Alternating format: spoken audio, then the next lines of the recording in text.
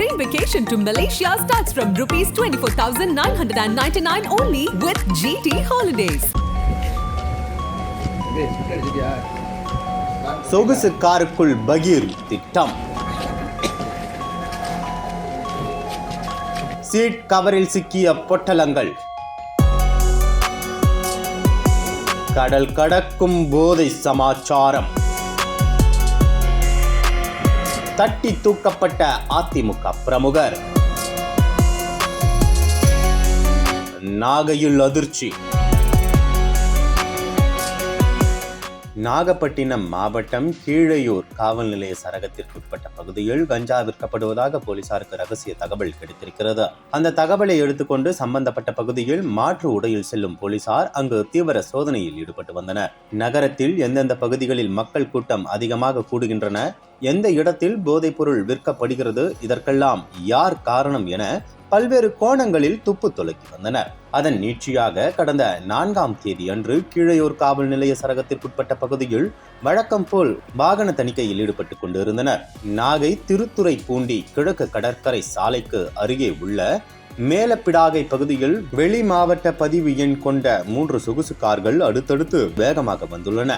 இதை பார்த்து சந்தேகமடைந்த போலீசார் அந்த கார்களை தடுத்து நிறுத்தி அதில் இருந்தவர்களிடம் விசாரணை மேற்கொண்டனர். அப்போது அவர்கள் போலீசார் கேட்கும் கேள்விகளுக்கு முன்னுக்கு பின் முரணாக பதில் அளித்ததால் அந்த 3 கார்களையும் சோதனை மேற்கொண்டனர். இதையடுத்து போலீஸ் சோதனையில் அந்த கார்களில் இருந்த சீட் கவர், கார் கதவு, டிக்கி போன்ற இடங்களில் பல ரகசிய அறைகளை அமைத்து அதில் கஞ்சா பொட்டலங்களை கடத்தி சென்றது தெரிய வந்தது.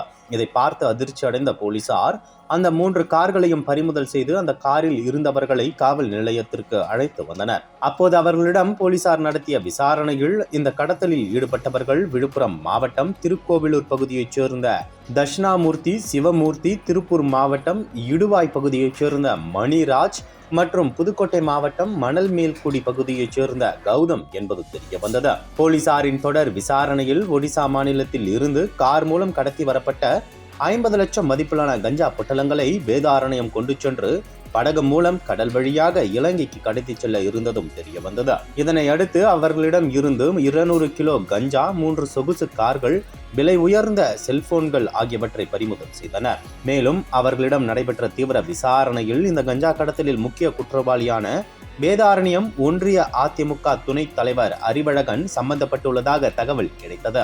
அதன் பெயரில் போலீசார் அவரை கைது செய்து காவல் நிலையத்திற்கு அழைத்து சென்றனர். அவர்களிடம் நடத்திய தொடர் விசாரணைக்கு பிறகு 5 பேரையும் கைது செய்து நீதிமன்றத்தில் ஆஜர்படுத்தி சிறையில் அடைத்தனர். அதே சமயம் கைது செய்யப்பட்ட அதிமுக துணைத் தலைவர் அறிவழகன் கஞ்சா, தங்கம் உள்ளிட்ட கடத்தலில் தொடர்ச்சியாக ஈடுபட்டவர் என்பதும் குறிப்பிடத்தக்கது.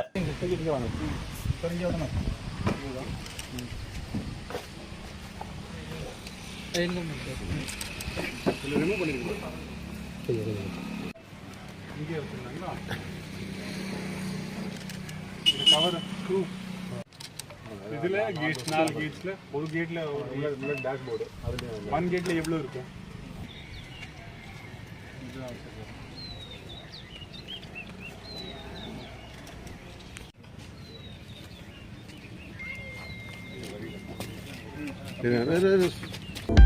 அனல் பறக்கும் செய்திகளை அப்டேட் செய்து கொள்ள நக்கீரன் களத்தை இப்பவே சப்ஸ்கிரைப் பண்ணுங்க.